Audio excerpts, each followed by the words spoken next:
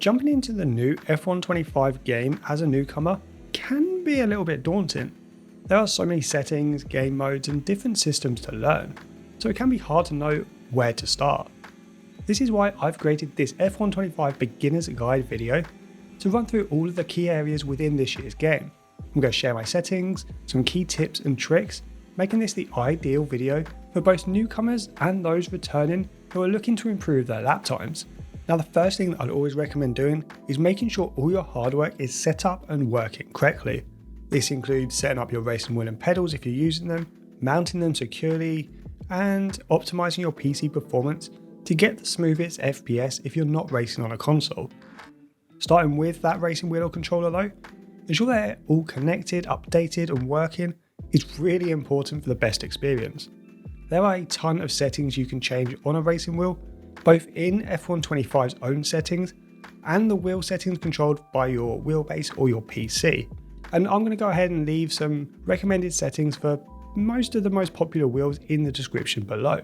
But some key things to look for in F125 are to set your steering rotation between 360 and 400 degrees.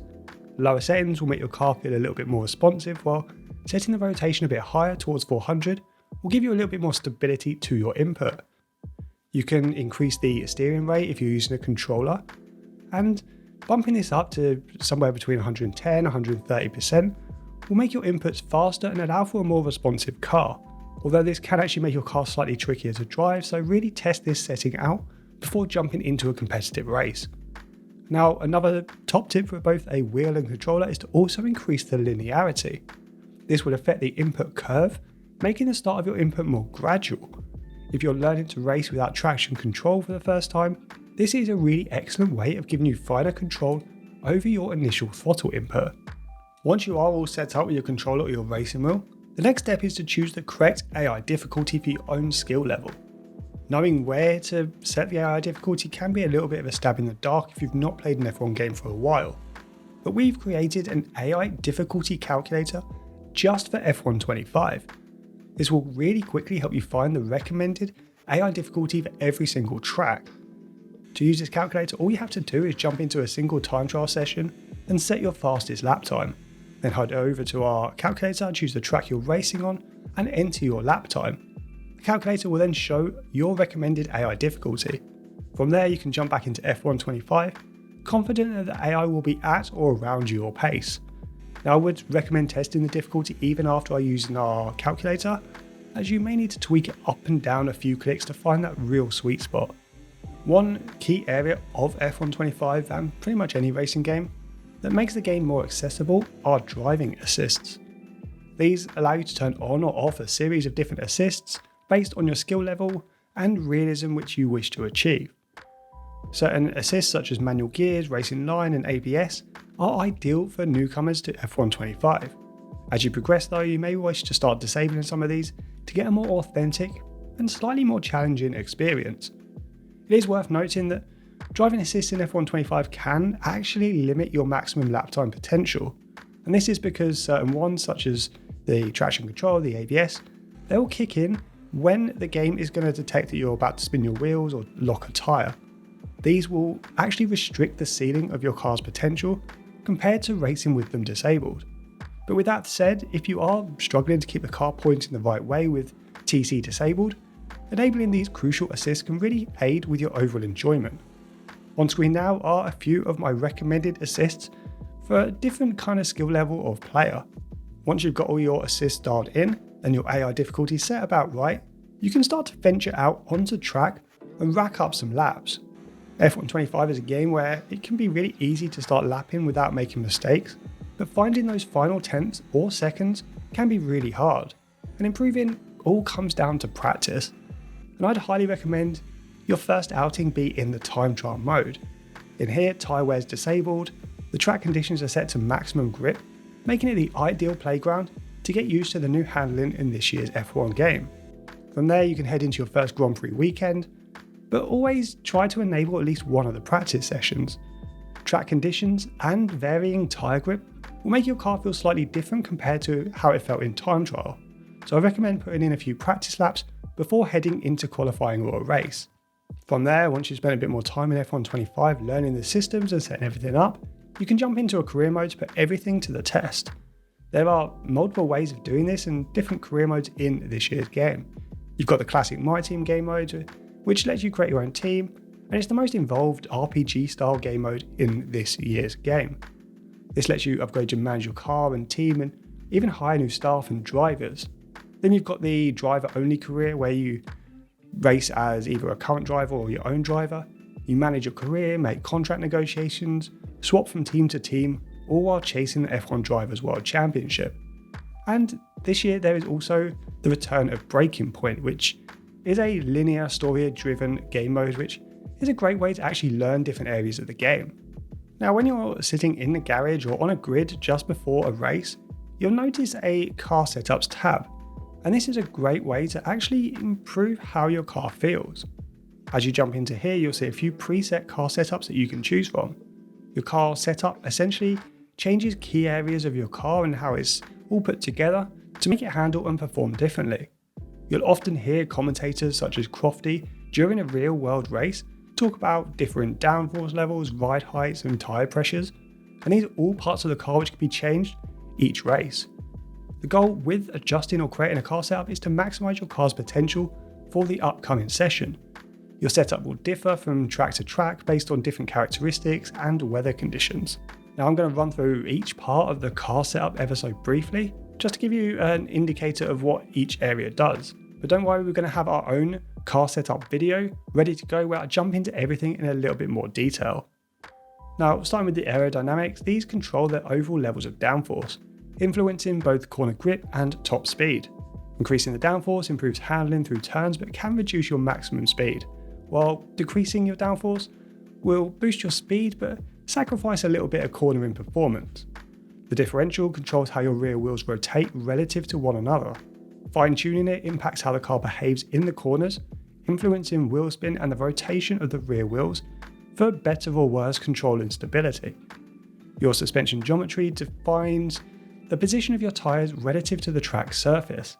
This setup affects tyre wear, the amount of mechanical grip available, and can really impact your car's handling and performance during the course of a race.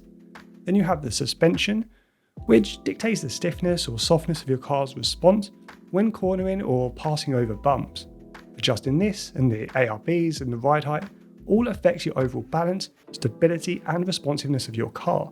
Your brake setup alters the braking power and the distribution of braking force between the front and rear wheels. This adjustment may seem pretty simple, but it's really key to achieving optimal braking performance. And then you've got your tyre pressures, which control how your tyres heat up and how they respond to the track. Adjusting the pressures up and down will affect your tyre wear, your grip, and the overall responsiveness, influencing both speed and handling and durability across different race conditions. Now, if all this seems a little bit daunting, don't worry, we've got you covered. We've got a bunch of F125 car setups, which will be free on our YouTube channel and our website. And these setups are designed to be better than those in-game presets that I mentioned just now. They make the car slightly easier to drive and slightly faster as well, making them ideal for many F125 players.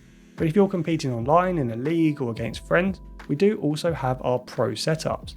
These F125 Pro setups are optimized for much more performance, making them extremely competitive while racing online.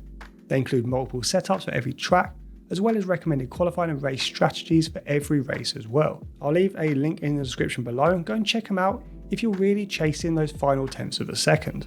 Now, another area to learn beyond car setups is your race strategy. This can have a big impact on your overall finishing position, and the strategy is comprised of a few different areas. The most important decision is your tyre strategy, as this will determine when and how often you pit during a race, as well as your overall performance on track. You've got the soft red tyres, which offer the most grip and performance but wear the fastest. The medium yellows is a kind of combination between grip and durability. And then you've got the hard white tyres, which are the slowest tyres, but they last longer than both soft and medium, making them ideal for a race. During races over a 25% distance, I'd probably recommend choosing a medium to hard strategy with just a single pit stop for most tracks. There are some exceptions where you might want to use the soft tyres, and these are at tracks where tyre wear isn't as high. Pitting once instead of twice though can save you a lot of time, as a pit stop will lose you on average 20 seconds. When in doubt, not knowing which race strategy to choose from, opt for a medium to hard strategy or hard to medium, meaning you'll start the race on either the medium or the hard tyre, and then at some point you'll pit once and you'll put the other compound on. But this is another area where our pro setups and strategies can help, because our F125 Pro Setup bundle includes optimal qualifying tyre and race strategies for every single track, meaning you'll never actually have to worry about choosing the wrong strategy again. There are some really key tips for optimizing your race strategy. In the strategy screen, you can see the estimated time for the race for both of the strategies that are displayed. Often choosing the one with the quickest overall race time is a better choice, but you can actually jump in and customize any strategy you see here, changing the tyres and which lap you pit on, etc. Now, learning to manage your tyres during a race is another area where you can improve your strategy. Driving within the tyre limits, so no wheel spinning, don't follow cars too closely or push the tyres too hard, can all make them last longer, and this will open up better strategy options during a race, letting you run a faster overall race time. Also, you can manage your ERS throughout a race. You can activate the overtake mode to give you extra performance, however this will drain your battery faster. So ensure you don't ever run out or drain your battery completely, otherwise you're going to be extremely vulnerable to being overtaken, and you'll have to spend a few laps harvesting battery to build it back up. Now, the final area I want to talk about in this beginner's guide are some essential driving techniques. While you develop your pace and become faster and more consistent over time, learning a few of these techniques can actually really help speed up your progression. The first one is throttle control, and one of the hardest parts of racing in F125 is actually not spinning your car. This makes disabling traction control one of the harder assists to turn off. Learn to accelerate gradually and not too hard or fast out of corners to avoid that dreaded wheel spin. If you're racing on a controller, go back to what I said about the linearity setting to actually make acceleration a little bit easier and more manageable. Or practice gradually applying slightly more throttle each lap after lap until you reach that point where you can feel the back of the car squirming. Also, try to hit the apex of every corner you go round. Utilising the correct racing line is going to shorten the track, and it will also allow for higher minimum corner speeds. Use the racing line assist to really quickly learn the best line for each track, and ensure you hit the apexes for the fastest lap times. And that leads me on to the next tip, which is use the full width of the track. Using the entire width on corner entry and exit will let you maintain higher speeds. This means using curbs on the exit of the corner to allow you to accelerate harder. And as a general rule of thumb, always approach the corner on the opposite side of the track. This means you won't have to apply as much steering input and you can travel through the corner faster. Finally, trail braking is a slightly more advanced technique, but probably one of the most valuable to learn. It will help you brake later, brake better, and actually rotate your car a little bit faster. So trail braking is the art of gradually lifting off the brake pedal as you rotate in towards the corner. This can keep the weight of the car over the front tyres, helping with grip, and combining the braking and steering phases of a corner can result in you being able to brake later and travel through a corner faster. Now, truly mastering F125 is going to take a lot of time, with practice being one of my top tips no matter which route you take. Hopefully all of the tips in this F125 beginner's guide will have helped you get the best start possible, but most importantly, take your time and enjoy the game first and foremost. Let me know how you're finding the game in the comments below, but for now guys, stay safe, stay sexy, and I'll see you on track.